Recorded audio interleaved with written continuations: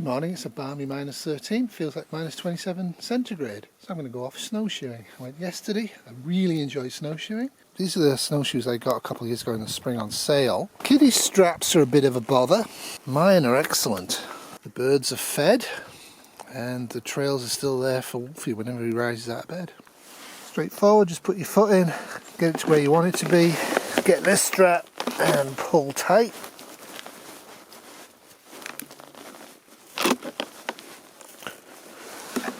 Having done that, we're ready to go. Because I'm going snowshoeing today. Do you want to come along? Second time using these Garno ones. I got them on sale from Mech. Quite like them. Anyway, I'll give them a proper trial today. But out here, these are great. I'm really happy with them. One of the problems I have with my Costco ones is the boot always comes loose in the bindings, or the toes go above the gap so you can't press it properly. I haven't had to adjust these. They're working just great. Put them in, work.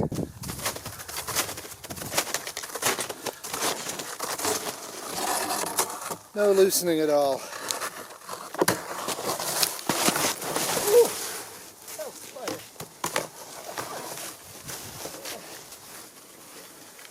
We're now entering the zone. It's just over there. So we went to a provincial park 2 days ago and had a really nice snowshoe, probably about 3 or 5k. It's closed at this time of year, but you can go around if you're a local. And it was fun. So yesterday I went out for about an hour, and it took me about an hour to do a loop of the first beaver pond. And that's because there's no tracks, and I was going through about 7 inches of snow. And you'll notice my shoes are much bigger than the original pair I got. You actually need to figure out the snow and your weight and the size of these, and these are the size they're supposed to be. -13, which for you Yankee Land people is +8 Fahrenheit. So the wind chill's about -27 centigrade, so that would be getting close to -20 Fahrenheit. You might want to prep on a budget, but this coat's extremely expensive, but it works in all conditions, including rain. This is extra large because I'm fat. This is also made in Canada. It's made from recycled materials, not animal products. So this is kind of the updated version of mine, but this is designed for high Arctic use, and it doesn't have killed bird feather in it. And wow, aircloths. Curls over the front, but this has a wire in it, which is new. So you can mold the hood, which is kind of brilliant actually. He's now wearing the unisex extra large one because in Canada we don't have sexes. And how does it feel? I feel like I'm in a big walking sleeping bag. Yes, and of course I did wire this for amusement. So basically, why did I go for red and not for OPSEC black? I'm more likely to be lost and need somebody to find me than I am trying to hide in this. If it's -30, -40, I'm not anticipating many people are going to be out there doing bad things for me, but it's quite likely that I might get lost and they can find my body easier. Doodles! This has been a Sleepy Terrier 2023 production. It's an active beaver lodge over there, so I kind of avoid it, give them some privacy. Look at that. What a wonderful day. I am aware that most of you can't just leave your house and like within 20 feet be in a forest like this, in a system like this on your own having fun. But I haven't lived here all my life. Even in the centre of downtown Toronto, there's areas where you can go that's somewhat natural and somewhat quiet-ish, though the constant road traffic is always present. Getting out in nature relaxes you and makes you happy. It's also the only way to get to know your area, is to actually physically get out there on skis, snowshoes, by foot, on a bike, however you get out there, even running. Figure out your area, know it really well. It's massively easier doing a trail you've already done. And knowing your area means things like this aren't a surprise to me. This is an area of open water that is now frozen. Certain times of the year it will be filled with snow and I won't know it's here until I go in.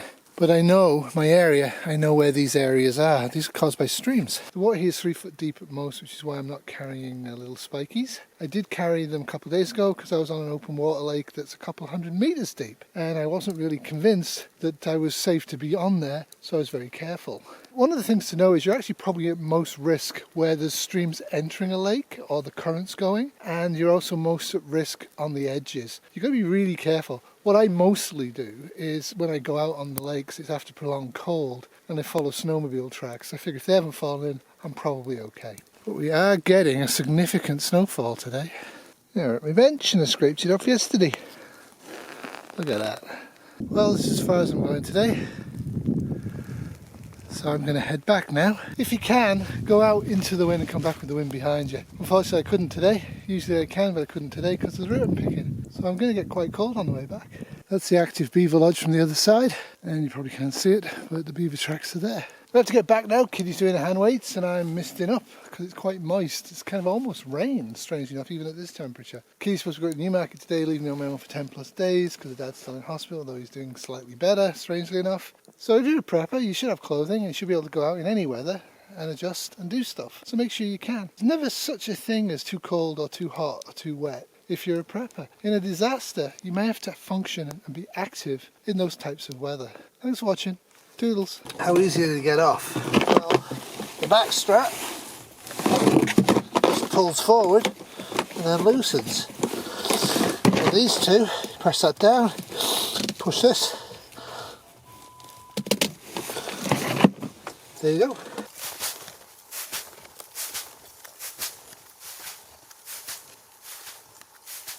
This has been a Fat Cat production 2025. Wolfie's a bit put out by the cat, but he'll get over it.